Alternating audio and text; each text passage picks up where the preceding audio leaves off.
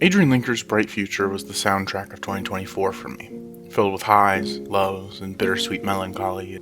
It is 6:30 in the morning of Christmas 2024. I played some Minecraft while listening to music and had some reflections. Bright Future is my favorite album of the year.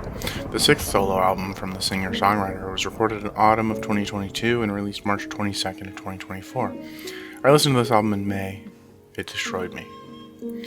No other album this year gripped me in the same way Bright Future did. It is hauntingly beautiful, reminiscing on a relationship lost, childhood, nature, and spirituality. It's hopeful, like the name implies, but it is not shy in its melancholy. Nights I lay awake when no more tears could ooze out of wherever tears come out of, with this album spinning as the backdrop. It was my comfort in the dark.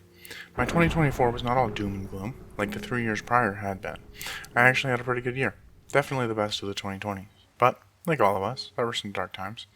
And this album was always there for me. It reminded me that sadness is a gift. That the melancholy is beautiful and should be cherished as much as the times of tranquility. It is an album that personifies the old adage, this too shall pass. It is an album I have gone to when I'm happy, or sad, or angry, or just plain lost. In many ways, the album mirrored my 2024. Transformational, emotional, raw. But it doesn't get reinterpreted by the mood. It, unlike some other albums that change based on your mood, stays the same. You learn the same thing from the album each time you listen to it. It is just applicable to every situation. It is a universal album. It defiantly asks you, herself, her ex-lover, nature, God, I can see you, can you see me? Adrianne touches on the very essence of nostalgia. The track Real House finds her reminiscing about her childhood in the positive and negative. Do you remember running?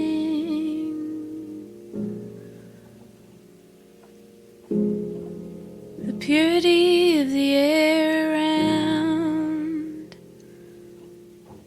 braiding willow branches into a crown. That love is all I want.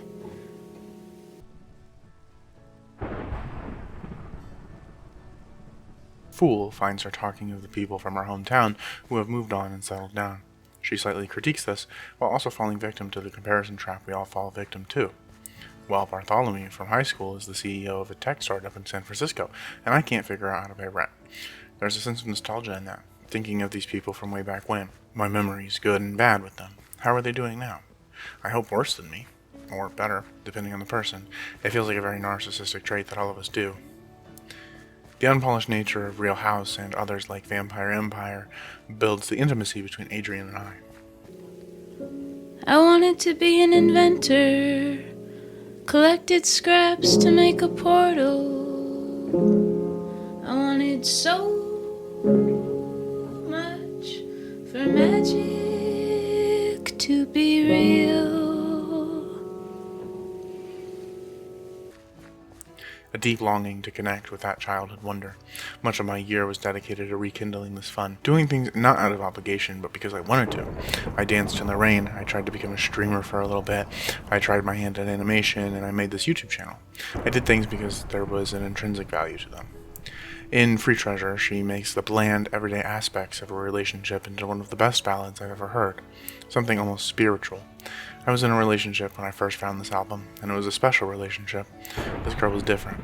We were going to be together forever, etc., etc. And this song was our song. It was exactly how I felt every time I thought of her, a deep love that transcends mere obsession. This is a journal entry I wrote about the song. Do you wanna go to the river? I know this spot so deep and green, with wild raspberries and apple trees and rocks to climb between. Water like a washing machine.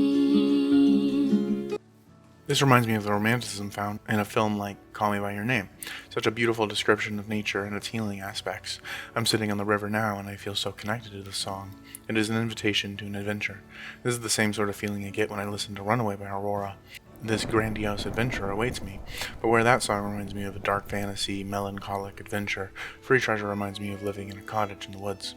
You show me understanding, patience and pleasure. The time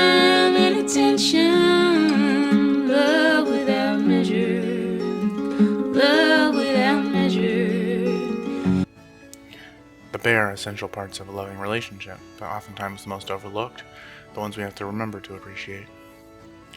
This song is about the moments in a relationship where you look at the other person and you think, I'm going to be with this person for the rest of my life. Much of the rest of the album is the realization that this person I love has left me, with the quiet contemplation that maybe that's okay, because I did love them and they loved me. The song Donut Seam helped me recover from the heartbreak of the short-lived relationship. Now our love is dying. Don't it seem like a good time for kissing? One more kiss, one more kiss to last the years.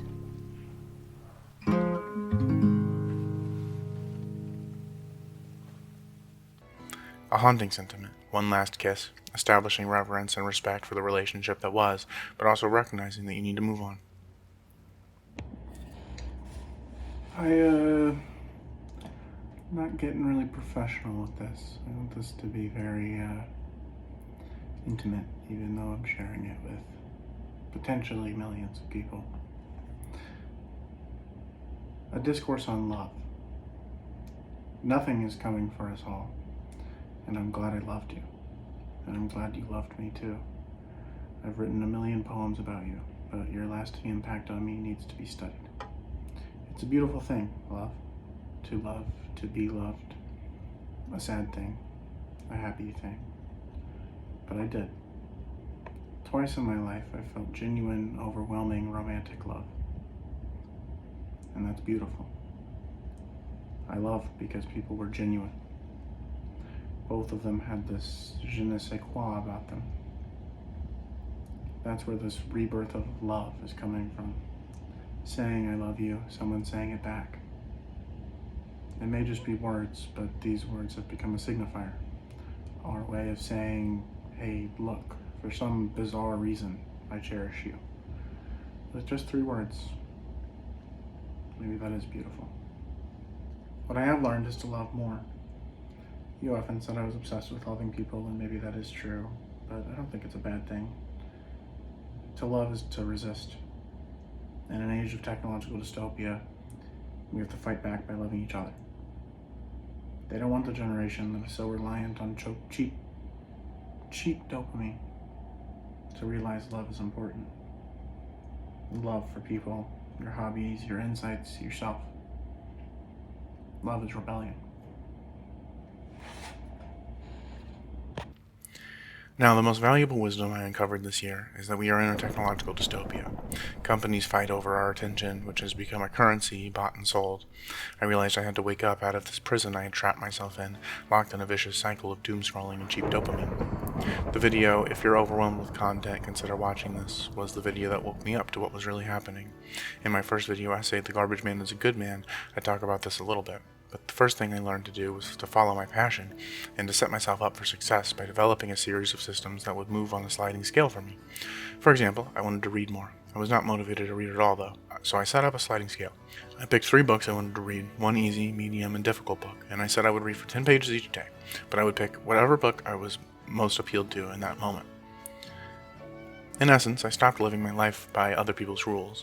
I made my own rules, and I've stuck to them so far. I wanted to adapt my life to what I'm focused on. I started this channel to give me an outlet to talk about whatever I found interesting. This album helped me through all of the realizations I made this year. It made me feel less alone, however illusory it was, because I was very alone this year. But for the most part, it was a good loneliness. A contemplative, Bon Iver-core loneliness. It was a piece of media that took me to the fireplace and touched my soul, even when I couldn't muster up the motivation or strength to fight anymore. Bright Future does not only invite melancholy, it invites reflection just as much. It invites you to reminisce on old times, to live slowly and purposefully, to watch the entire John Wick series because it sounds fun, and not hold myself to a certain standard of art. In a sea of content that is trying for your attention, it's a moment of solace. I have learned that I am a creative, through and through, that to not create is to not use one of my best talents, storytelling. Through some reflection, I've realized over the year that in all of my hobbies and passions, the thing that connects them all together is the story. No matter if it's a video about Public Enemy, a short film, D&D, or a Minecraft video, the story is what pulls me in. The storytelling, I presume. Adrianne Lenker's Bright Future is hard to sum up in a 10-minute video, but this video was not really only about Bright Future. It was also about me and the world, my content. All of this reflection can be in part attributed to the growth this album made me go through. It is a really special album. It helped me recognize the importance of living deliberately, creating liberally, and connecting to the world, even in solitude. Something very intimate and passionate that Adrianne shared with me. Or at least that's how personal it feels. Thank you all for watching. I'm genuinely interested in what media you consume this year. What were the highlights, the lowlights, and the in-between? I think media literacy is a massive skill and we can all get better at it. So let's be reflective of the media we consumed. And also, don't be a dick. It's hard enough out here. Just let people like what they like. Let's make this channel a welcoming place for all. Again, thank you all for watching. My Patreon and Instagram are linked in the bio, as well as the album Bright Future. As always, remember, the world will get better.